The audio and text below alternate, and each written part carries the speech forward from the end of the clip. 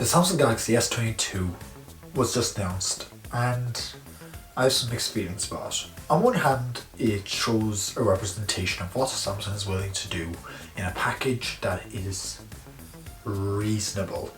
Now, what I mean by that is it takes all that was great from the Note line, and yes, we'll get to that in a minute, and what we thought was great about the S line and merged them. The S22 and S22 Plus sports a FHD Plus 120Hz display, OLED, and the S22 Ultra sports a 120Hz Quad HD display, OLED obviously, and because the PPI they're more or less the exact same in pixel density by the way they look, although not a bad thing. Now one thing you have to be careful about when you get this is, do you want the Note S Pen?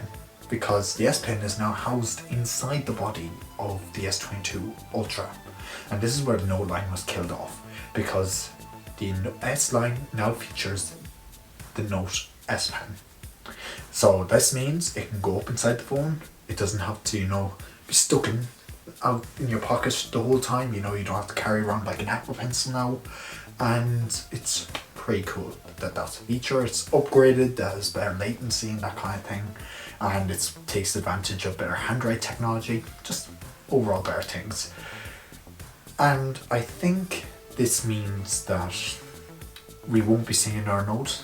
Back in 2021 we saw the removal of the Note lineup with the S21 series, and it was a bittersweet moment, but for a lot of prosumers this will be the phone for you if a foldable isn't your thing, because it's bigger display, brighter display, better cameras, and it has two telephoto lenses to help with zooming instead of having a crappy 100 megapixel zoom.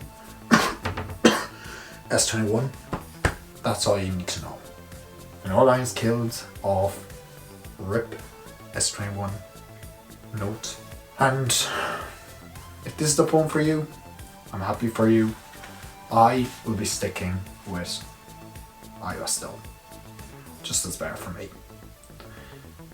And maybe you can help me by subscribing to the channel, hoping to reach 1,000 subscribers this year. Maybe you could be 1,000. I'll catch you next one.